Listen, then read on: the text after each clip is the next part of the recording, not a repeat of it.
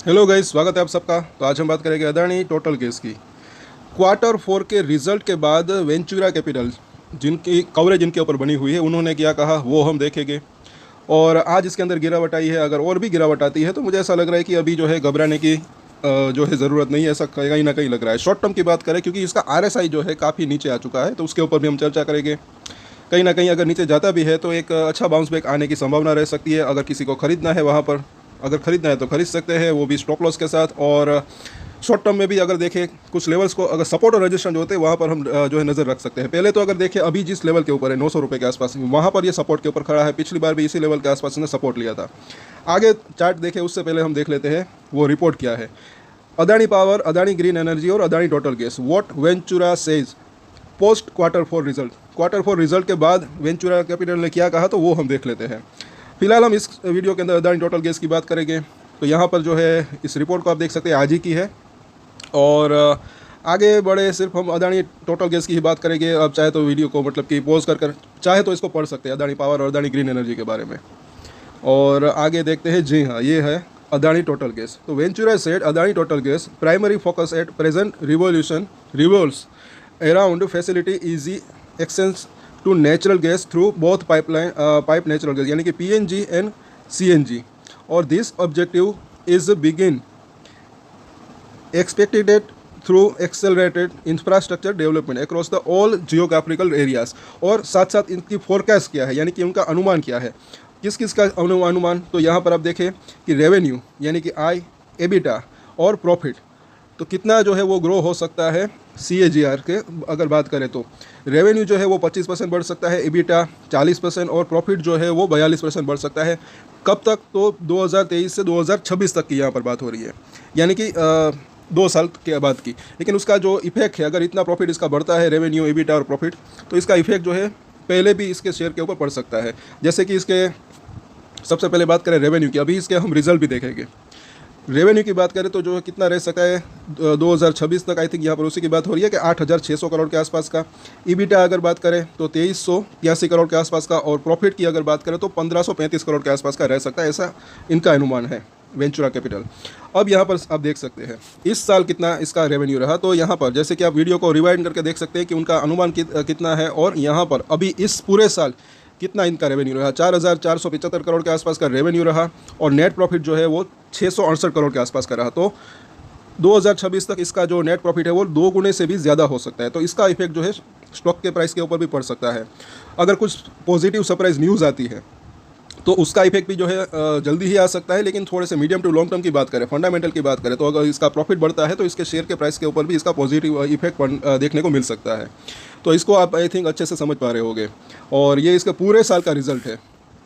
और अब हम आगे देखते हैं कि आगे वेंचुरा कैपिटल क्या कहते हैं। तो इनकी जो मार्जिन है, profit margin and profit after tax are also expected to improve by 780 basis points. And उस मार्जिन के अंदर भी जो है मतलब कि बढ़ोतरी देखने को मिल सकती है, इंप्रूवमेंट देखने को मिल सकता है। और 570 basis point to 27.7% and 17.8% respectively over the forecast period.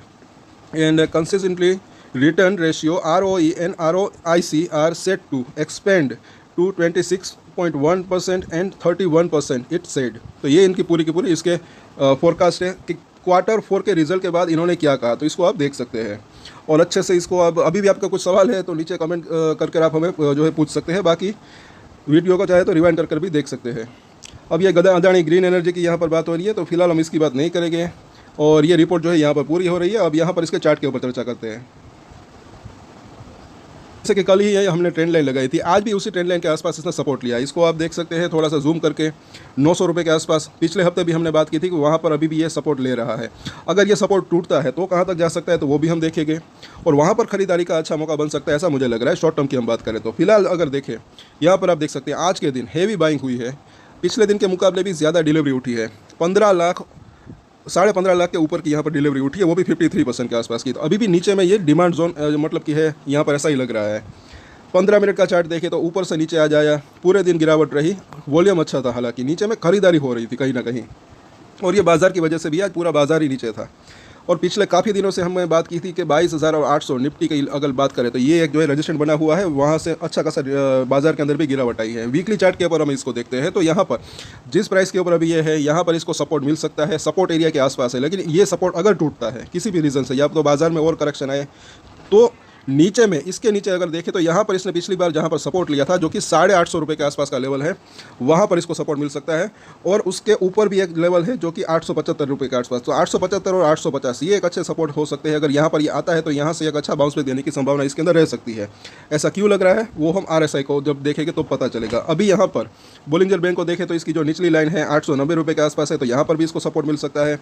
और यहाँ पर जो है बेरिश क्रॉसओवर होने की तैयारी हो रही है, तो अगर नीचे आता भी है, जैसे कि हमने यहाँ पर अभी लग रहा है, अगर बेरिश क्रॉसओवर हो जाता है तो नीचे थोड़ा सा आता है। तो RSI की हम बात करें तो अभी यह ज़रा देखिए 35 के आसपास आ चुका है, तो अगर ये 30 के आसपास आता है तो इसको ओवरसोल्ड जोन के आसपास आया ऐसा कह सकते हैं। और अगर 30 के नीचे जाता है तब जो है एक अच्छा खासा बाउंस बैक देने की संभावना रह सकती है। कितना नीचे जा सकता है वो वक्त बताता है। जैसे कि यहाँ पर अगर आपने देखा होगा, ठीक से आपको शायद दिखाई नहीं दे रहा होगा, लेकिन अब हमारा रेगुलर व्यूअर्स होगा तो आपको पता होगा 24 के आसपास आया था RSI। उसके बाद ये 850 रुपये से बढ़कर सीधा 1000 रुपये के आसपास गया था, अच्छे खासे बाउंस बैक आया था। तो इस बार भी अगर नीचे आता है तो वहाँ से अच्छा बाउंस बैक देने की संभावना इसकी रह सकती है। और अब इसके सपोर्ट और रजिस्ट्रेशन हम देख लेते हैं। यहाँ पर 903 का प्राइस है। कल के दिन अगर बाजार का थोड़ा बहुत ही साथ रहता है तो ऊपर जाने की एक बाउंस बैक देने की कोशिश कर सकता है, क्योंकि RSI अभी 35 के आसपास आया है। लेकिन बाजार के अंदर गिरावट कंटिन्यू रहती है, तो अगर ये 900 का लेवल तोड़ता है तो 875 से लेकर 850 तक जाने की संभावना रह सकती है। लेकिन अगर ऊपर गया तो 920 930 के आसपास इसको रजिस्ट्रेशन का सामना करना पड़ सकता है। तो अब इसके सपोर्ट और रजिस्ट्रेशन हम देखें तो नीचे में, जैसे कि हमने बात की शॉर्ट टर्म की बात करें तो 875 और 850 का लेवल यहाँ पर दिख रहा है। और अगर रजिस्ट्रेशन की बात करें तो ऊपर अगर जाता है तो 920 रुपये से लेकर 930 के आसपास इसको रजिस्ट्रेशन का सामना करना पड़ सकता है फॉर द शॉर्ट टर्म की अगर बात करें तो। कल इसके ऊपर लाइव मार्केट की हम चर्चा करेंगे, आज टाइम की कमी की वजह से नहीं हो पा रहा था। साथ साथ अगर किसी को खरीदना भी है तो एक ही शेयर के अंदर पूरा पैसा न फंसाए तो जो है वो ज़्यादा बेहतर रह सकता है। पोर्टफोलियो को अगर डाइवर्सिफाइड रखते हैं तो वो ज़्यादा बेहतर रह सकता है, ऐसा मुझे लग रहा है। रिस्क रिवॉर्ड रेशियो जो है वो अच्छा रहता है तब, ऐसा मुझे लग रहा है।